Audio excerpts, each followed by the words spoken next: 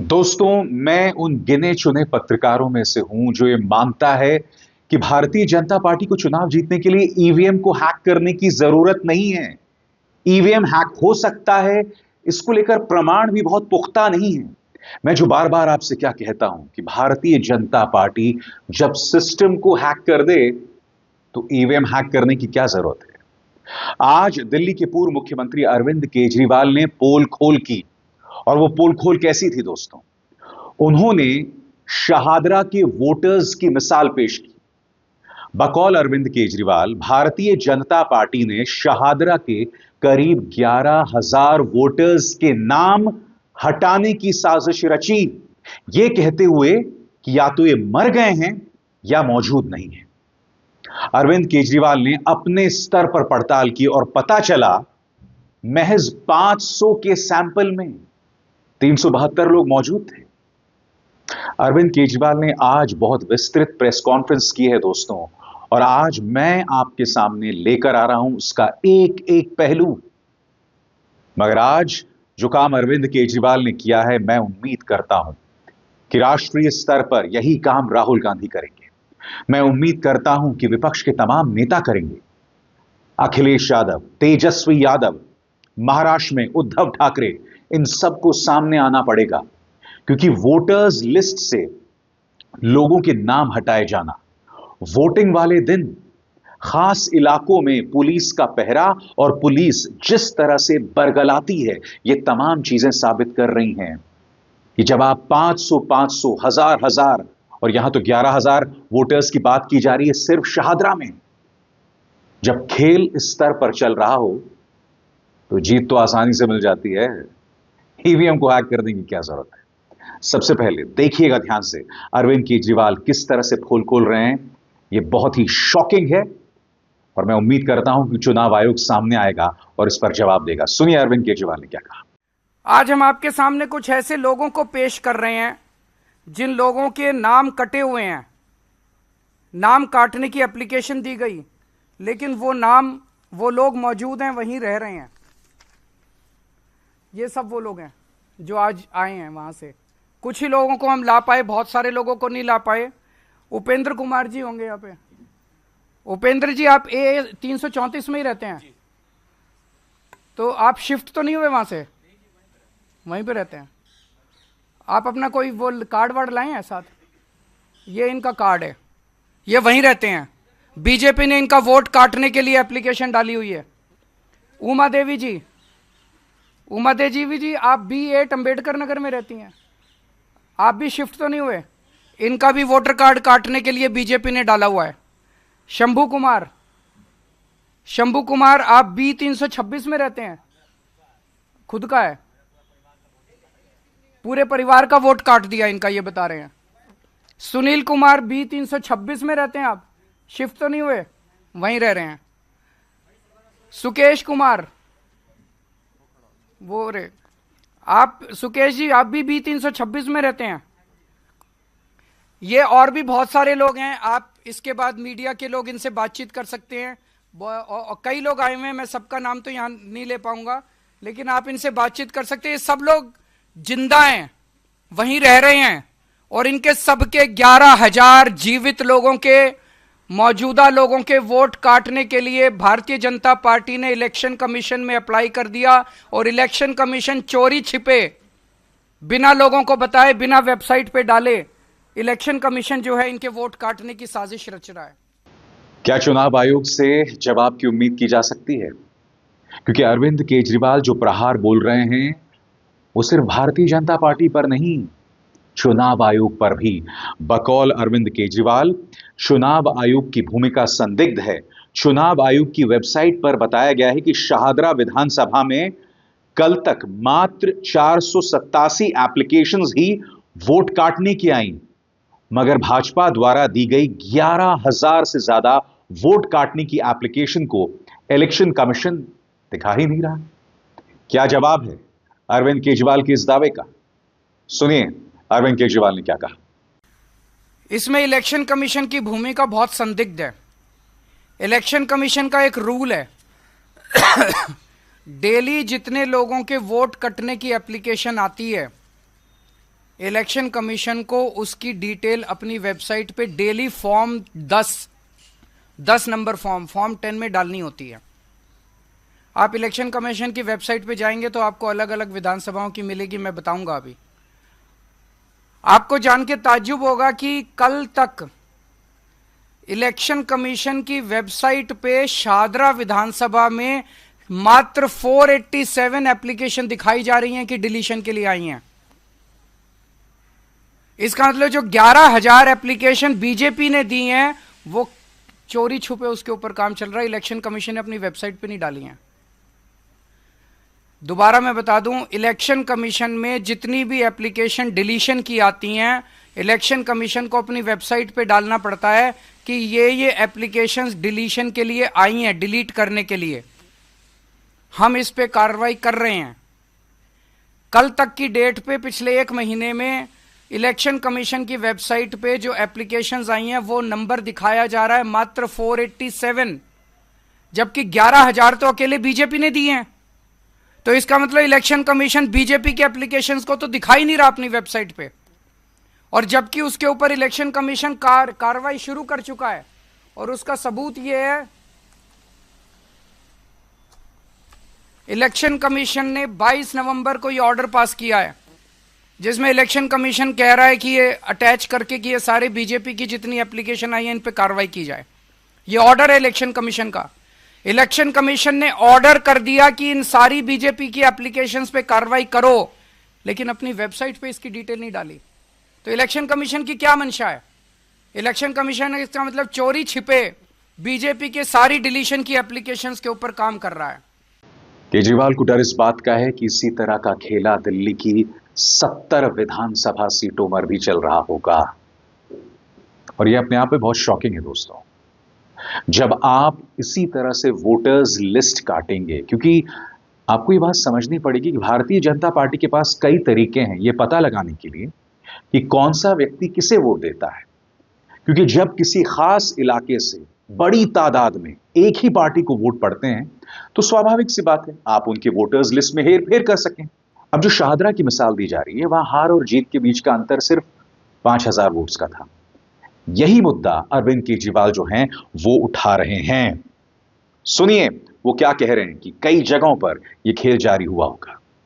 Election commission की website पे ही देखे तो मैं आपको 14 विधानसभाओं की डिटेल बताता हूं। जनकपुरी में इलेक्शन कमीशन की वेबसाइट के हिसाब से 6,247 एप्लीकेशन डिलीशन की आई हुई हैं।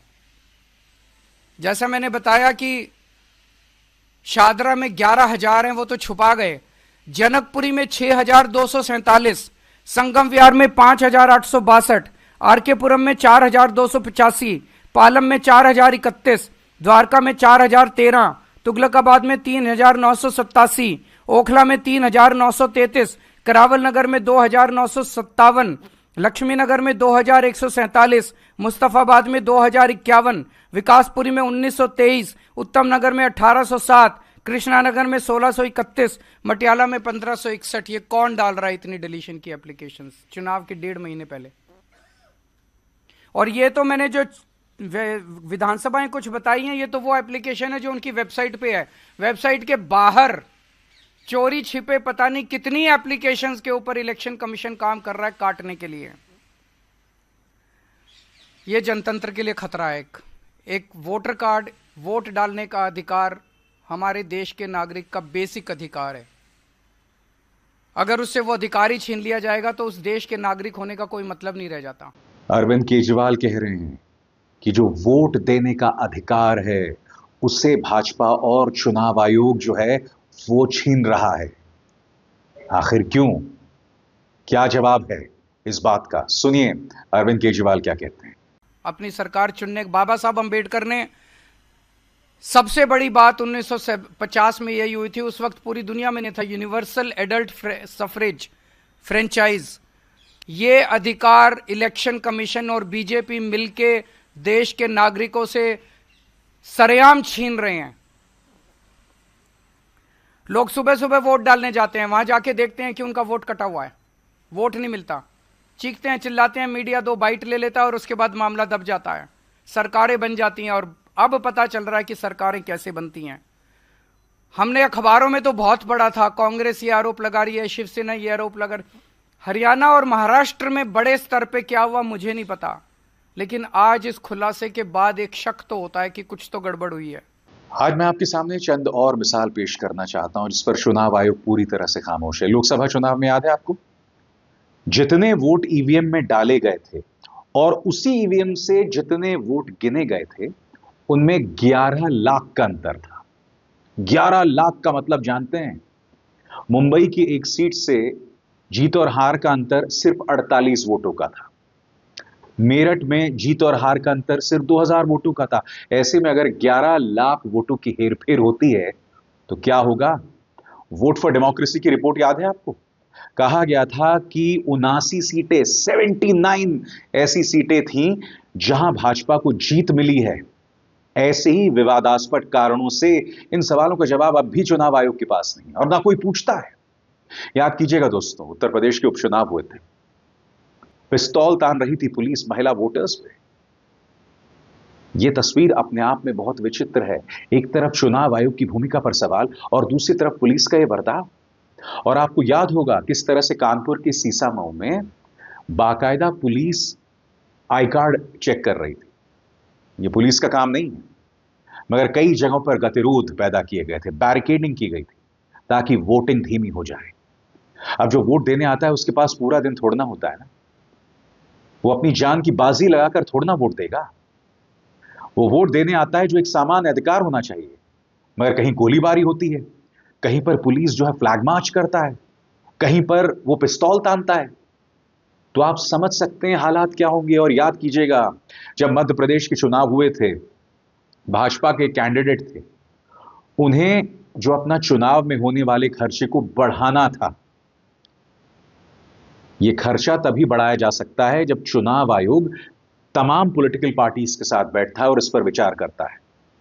मगर बगैर इसी मंत्रणा के उस खर्चे को बढ़ा दिया गया था। प्रशासन भी आपके सामने है, पुलिस भी इनके पांव पड़ती है, जो अपने आप में कितना शॉकिंग है। इसलिए अरविंद केजरीवाल सवाल पूछ रहे हैं कि ऐसे में चुनाव के क्या मायने रह जाएंगे। सुनिए वो क्या कह रहे हैं। शादरा विधानसभा में कुल 1,86,362 वोट हैं। 1,86,000 मोटे मोटे वोट हैं टोटल। इसमें से बीजेपी 11,000 वोट कटवाना चाहती है, यानी कि एक ही विधानसभा से 6% वोट डिलीट करवाने की एप्लीकेशन आ चुकी है। अभी पता नहीं कितनी और आएंगी। 6% वोट एक विधानसभा से अगर आप कटवा देंगे तो चुनाव का मतलब क्या? ऐसे लोगों के वोट जो एग्जिस्ट करते हैं, जो रह रहे हैं, जिनकी डेथ नहीं हुई है, ऐसे लोगों के वोट कटवाना चाहती है। आप लोगों की जानकारी के लिए बता दूं, पिछली बार आम आदमी पार्टी शादरा विधानसभा मात्र 5,294 वोट से जीती थी। हम 5,294 वोट से विधानसभा जीते और ये 11,000 हमारे वोट कटवा रहे हैं, तो फिर चुनाव का मतलब क्या रह गया? अरविंद केजरीवाल कह रहे हैं कि अगर ऐसे ही चलता रहा तो देश की जनता इसका मजा चखाएगी। वो दिल्ली की जनता से कहीं ना कहीं अपील कर रहे हैं कि अपने वोट के अधिकार को लेकर सजग रहें।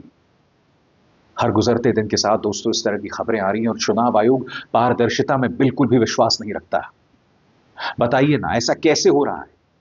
शाहदरा के अंदर आखिर भारतीय जनता पार्टी क्यों इस तरह से पार्टी बनकर 11,000 वोटों को जो है वो उड़वा रही है? भाई, व्यवस्था तो पूरी तरह से भाजपा के हाथ में है ना। अब आम आदमी पार्टी ये 11,000 वोट्स तो नहीं डलवा सकती, वो चाहकर भी नहीं कर सकते, क्योंकि पूरी प्रक्रिया आम आदमी पार्टी के हाथ में नहीं है। अर्धसैनिक बल आपके, चुनाव आयोग आपके, अधिकारी जो बैठते हैं वो आपके। तो ये 11,000 वोटर्स को हटाने और उसमें हेरफेर सिर्फ एक पॉलिटिकल पार्टी कर सकती है और उसके अलावा कोई और नहीं। अरविंद केजरीवाल कहते हैं कि दिल्ली की जनता बीजेपी से परेशान है और वो बीजेपी को मजा चखाना चाहती है। सुनिए वो क्या कह रहे हैं। बीजेपी दिल्ली की जनता से बुरी तरह से डरी हुई है। दिल्ली की जनता बीजेपी से बहुत नाराज है। जिस तरह से पूरे दिल्ली के अंदर बीजेपी ने कानून व्यवस्था का बेड़ा गर्क कर दिया, खुलेआम मां बहनों की इज्जत लूटी जा रही है, खुलेआम गोलियां चल रही है, गैंगस्टर्स की राजधानी बना दिया है। दिल्ली के लोग बीजेपी को मजा चखाना चाहते हैं और बीजेपी को पता है कि वो बुरी तरह से हार रही है। अब अंत पंत में उन्होंने ये तरीका ढूंढा है कि लोगों के आम आदमी पार्टी के ढेरों वोट कटवाओ और चुनाव जीतो। लेकिन आज के इस खुलासे के बाद दिल्ली के लोगों को भी बहुत गुस्सा आएगा, उनका गुस्सा और बढ़ेगा और दिल्ली की जनता ये सफल नहीं होने देगी किसी भी हालत में। अरविंद केजरीवाल में ऐसे में चुनाव आयोग से कुछ अपील की है और दो अपील जो है ना उस पर खास तौर से गौर कीजिएगा। वो कहते हैं कि हर विधानसभा में काटे गए वोटों की जानकारी आज शाम तक वेबसाइट पर डाली जाए। 18 अक्टूबर के बाद एक भी वोट नहीं काटा जाएगा। क्या चुनाव आयोग सुनेगा? क्योंकि ये तो संगोल युग चल रहा है ना दोस्तों। सुनिए अरविंद केजरीवाल की अपील। मैं चुनाव आयोग से हाथ जोड़ के विनती करता हूं, पूरे दिल्ली की हर विधानसभा में कितने वोट चोरी छिपे तरीके से काटने की चाल चली जा रही है, इसको आज वेबसाइट पे शाम तक डाल दिया जाए। किस विधानसभा में कितने वोट काटने के लिए चोरी छिपे बिना बताए प्रोसेसिंग चल रही है, वो सारे के सारे डिटेल्स आज वेबसाइट पे शाम तक डाले जाएं। और दूसरा, आप लोगों की जानकारी के लिए बता दूं, 28 अगस्त से लेकर 18 अक्टूबर तक 2 महीने इलेक्शन कमीशन ने समरी रिवीजन किया था। समरी रिवीजन होता है किसी भी चुनाव के पहले इलेक्शन कमीशन अपने अधिकारी घर घर भेजता है पूछने के लिए कि कोई वोट शिफ्ट हो गया, कोई मर गया। 28 अगस्त से 18 अक्टूबर तक 2 महीने तक इलेक्शन कमीशन ने घर घर भेज के अपनी कार्रवाई करी। अब क्या बच गया? 18 अक्टूबर के बाद अगर बीजेपी 11,000 वोट कटवा रही है तो कुछ तो गड़बड़ है। या तो इलेक्शन कमीशन ने अपनी काम ठीक से नहीं किया वो 2 महीने के अंदर। अब 2 महीने में अगर इलेक्शन कमीशन ने घर घर घूम के सारी कार्रवाई कर ली तो अब बीजेपी के 11,000 वोट किस बेसिस पे काटे जा रहे हैं? तो हमारी मांग है कि 18 अक्टूबर के बाद कोई भी वोट दिल्ली के अंदर काटा नहीं जाना चाहिए चुनाव तक। मान लीजिए कोई आदमी शिफ्ट हो गया, क्या फर्क पड़ जाएगा? लेकिन अगर किसी सही आदमी का वोट कट गया वो तो वोट डालने से वंचित हो जाएगा। तो हमारी ये मांग है कि अब सारी कटिंग डिलीशन दिल्ली के अंदर बंद की जाए, कोई भी वोट डिलीट ना किया जाए। इस देश का दुर्भाग्य यह है दोस्तों कि संस्थाएं सुनती नहीं है। विपक्ष कहता रहता है, नहीं सुना जाता। अडानी पर जांच को लेकर राहुल गांधी रोज प्रदर्शन कर रहे हैं, मगर भाजपा न सिर्फ अडानी के पक्ष उनके बचाव में आ गई है बल्कि उसको अंतर्राष्ट्रीय साजिश बता रही है। इन्होंने सारी हदें पार कर दी है। ऐसे में विपक्ष की भूमिका जो है ना वो कुछ हद तक दयनीय हो जाती है, उनकी चुनौतियां बढ़ जाती हैं। तो आगे का रास्ता क्या है? अरविंद केजरीवाल कह रहे हैं कि वो कानून का रास्ता, कानून का दरवाजा खटखटाएंगे। सुनिए वो क्या कहते हैं। इसके अंदर मैं उन लोगों को आगाह कर दूं, ये जो बीजेपी का अधिकारी है जिसने डाला, इसके ऊपर कानूनी कार्रवाई करेंगे, हम भी करेंगे और हम इलेक्शन कमीशन से भी मांग करेंगे। इसके ऊपर कानूनी कार्रवाई बनती है। भारतीय न्याय संहिता की धारा 174, धारा 318 और धारा 217, धारा 196 और धारा 61, इसके तहत भारतीय न्याय संहिता की धारा, इन धाराओं के तहत हम कार्रवाई करेंगे। रिप्रेजेंटेशन ऑफ पीपल्स एक्ट की धारा 31, धारा 125 और धारा 136 का इन्होंने उल्लंघन किया है। और जितने बीएलओ हैं, जितने एईआरओ हैं, जितने रिटर्निंग ऑफिसर हैं, उनको भी मैं चेतावनी देना चाहता हूं, गलत काम मत करना। दस्तखत तुम्हारे हो रहे हैं, सरकारें आती जाती रहती हैं, कागज पक्के रहते हैं, आज नहीं तो कल जेल तुम जाओगे। तुम्हारे ऊपर दबाव डालने वाले नहीं जाएंगे। अगर ज्यादा दबाव डालें छुट्टी पे चले जाना, लेकिन गलत काम किसी हालत में मत करना। मैं सबको चेतावनी देना चाहता हूं, सबके ऊपर एक्शन होगा अगर जो गलत काम करेगा। मगर इस सब का फायदा तब है दोस्तों जब तमाम विपक्ष जो है इस मुद्दे पर सजग होगा। जब तक आप सजग नहीं होंगे, क्योंकि मैं नहीं भूला हूं कि मल्लिकार्जुन खड़गे ने अभी कुछ ही दिनों पहले कह दिया था कि भाई हम बैलेट पेपर के लिए आंदोलन करेंगे, और उसके बाद चुप हो गए। विपक्ष की दिक्कत यह है, आलसी है नंबर 1 के। अरे भाई सामने आइए, ये जो तमाम आप दावे कर रहे हैं उसको लेकर आप एक मोर्चा तो खड़ा कीजिए, आप एक मंच पर आकर बात तो कीजिए। अब चूंकि अरविंद केजरीवाल दिल्ली के बारे में उठा रहे हैं इसलिए कांग्रेस उनकी मदद नहीं करेगी।